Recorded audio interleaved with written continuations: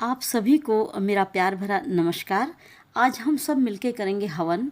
हम सभी जानते हैं हवन अथवा यज्ञ भारतीय परंपरा अथवा हिंदू धर्म में शुद्धिकरण का एक कर्म कांड है। जब भी नया घर प्रवेश करते हैं, कोई पूजा पाठ करते हैं, कहीं भी हम शुद्धि भी चाहते हैं अगर, तो हम हवन जरूर करते हैं। तो ये शुद्धिकरण का एक कर्म कांड है।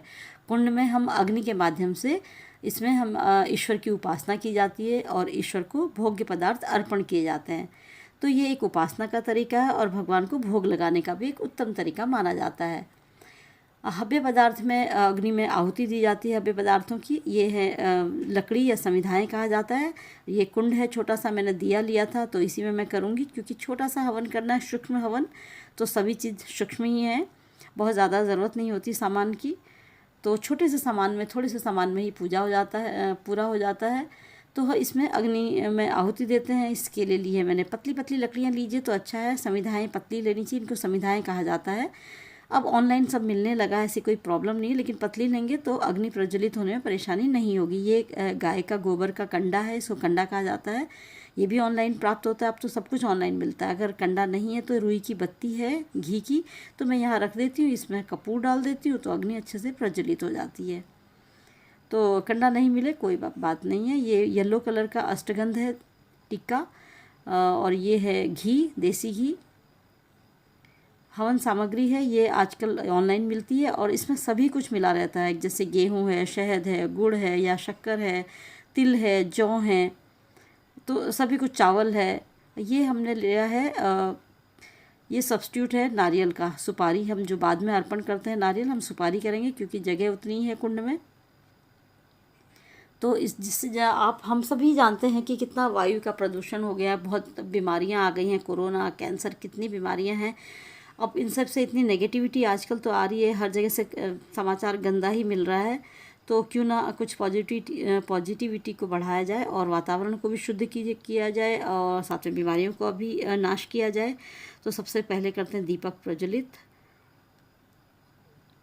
दीपक मंदिर में तो जला है लेकिन थोड़ा दूर है इसलिए मैं, और ये गंगा जल है, थोड़ा सा शुद्धि कर देते हैं। ओम नमो भगवते वासुदेवाय करके छिड़क देते हैं। नेशनल बोटेनिकल रिसर्च इंस्टीट्यूट ने ये शोध किया कि और पाया कि हवन करने से कई प्रकार की उन्होंने मेडिसिनल जो भी सामग्री थी उससे हवन किया, तो पाया कि बहुत सारे बैक्टीरिया हैं जो वायुमंडल में घूमते रहते हैं, जीवाणु कीटाणु, वो सब उससे नष्ट पाए गए और इसका असर 30 दिन तक रहा एक कमरे में जहाँ भी हवन किया। तो हवन से ये सब नेगेटिविटी तो दूर होती है, वातावरण शुद्ध होता है। तो हमें करना चाहिए। कोई भी एक दिन महीने में ले लीजिए, हफ्ते में ले लीजिए, अपनी सुविधा अनुसार, और उस दिन हवन कीजिए। यह है कपूर, इससे अग्नि जल्दी प्रज्वलित हो जाती है। जब भी लगे अग्नि कम हो रही है, या तो घी डाल दीजिए या कपूर डाल दीजिए। अब हम समिधाएँ रखते हैं। इसमें आप आम की रखिए, खैर की रखिए, पीपल की रखिए, शमी की रखते हैं। तो शमी की लकड़ियों से करने से शनि बाधा दूर होती कहा जाता है। उसमें तिल से किया जाता है। अग्नि को प्रज्वलित कर रहे हैं। अब हम शुरू करते हैं हवन, और सबसे पहले हम घी से आहुति देंगे।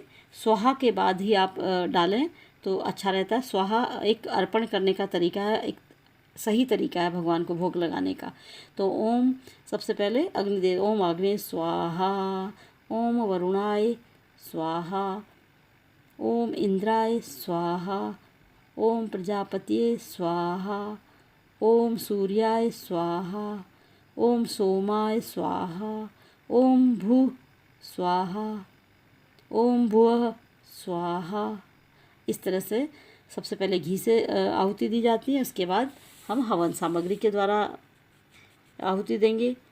ओम, सबसे पहले हम श्री गणेश जी को करते हैं। ऐसे पहले अग्निदेव, ओम आग्नेय स्वाहा, ओम श्री गणेशाय नमः स्वाहा, ओम रिद्धि बुद्धि सहितम श्रीमन्गणाधिपतिये नमः स्वाहा। अब माँ को करेंगे। ओम गौरियाय नमः स्वाहा। हर एक माँ के नाम ले सकते हैं, आपकी मर्जी है। ओम महाकालिकाय नमः स्वाहा। अपनी कुलदेवी के नाम लीजिए आप, या षोडश मातृभ्यो नमः कह दीजिए, नवदुर्गाय नमः कह दीजिए। ओम नवदुर्गाय नमः स्वाहा, ओम षोडश मातृभ्यो नमः स्वाहा, ओम दुर्गाय नमः स्वाहा, महाकालिकाय नमः स्वाहा, माँ कुटगड़े नमः स्वाहा, ओम ऐं ह्रीं क्लीं चामुंडाय विच्चे स्वाहा, ओम सूर्यादि नवग्रहाय नमः स्वाहा। आप अलग अलग ग्रहों के नाम ले सकते हैं, ऐसे है ना, तो इस तरह से ले सकते हैं आप। ओम हनुमते नमः स्वाहा। ओम भैरवाय नमः स्वाहा। ओम कुलदेवताय नमः स्वाहा। ओम, इस तरह से सभी देवताओं के नाम ले लें। जब कम हो जाए अग्नि तो घी डाल दीजिए। ओम स्थान देवताय नमः कर दीजिए स्वाहा। ओम ग्राम देवताय नमः स्वाहा। ओम इष्ट देवताय नमः स्वाहा। ओम पितृदेवताय नमः या सर्वेभ्यो पितृभ्यो नमः स्वाहा। सर्वेभ्यो देवीभ्यो नमः स्वाहा। सर्वेभ्यो देवेभ्यो नमः स्वाहा। इस तरह सभी देवी देवताओं को ओम ब्रह्माय नमः स्वाहा। ओम विष्णवे नमः स्वाहा। ओम शिवाय नमः स्वाहा। ओम उमा महेश्वराभ्यो नमः स्वाहा। ओम शशि पुरंदराभ्यो नमः स्वाहा। ओम लक्ष्मी नारायणाय नमः स्वाहा। ओम वाणी हिरण्यगर्भाभ्यो नमः स्वाहा। ओम सर्वेभ्यो तीर्थभ्यो नमः स्वाहा। ओम सर्वेभ्यो सिद्धाय नमः स्वाहा। ओम वास्तुदेवताय नमः स्वाहा। ओम गुरुभ्यो नमः स्वाहा। गुरुदेवता है ना, उनको स्वाहा। ओम पितृभ्यो नमः स्वाहा। मातृ पितृचरण कमलभ्यो नमः स्वाहा। इस तरफ से भी भूल चूक हो उनके लिए भी नाम ले लीजिए। अब 5 बार गायत्री माँ का ओम भूर्भुवः स्वतः भर्गो देवस्य धीमहि धियो यो न प्रचोदयात्, इस तरह से स्वाहा करके 5 बार गायत्री मंत्र पढ़ लीजिए। 5 बार महामृत्युंजय मंत्र पढ़ लीजिए। ओम भूर्भुवः स्वतः भर्गो देवस्य धीमहि धियो यो न प्रचोदयात्, इस तरह से जब स्वाहा करें तभी डाल स्वाहा ऐसे। ओम भूर्भुवः स्वतः भर्गो देवस्य धीमहि धियो यो न प्रचोदयात् स्वाहा। ओम भूर्भुवः स्वतः भर्गो देवस्य धीमहि धियो यो न प्रचोदयात् स्वाहा।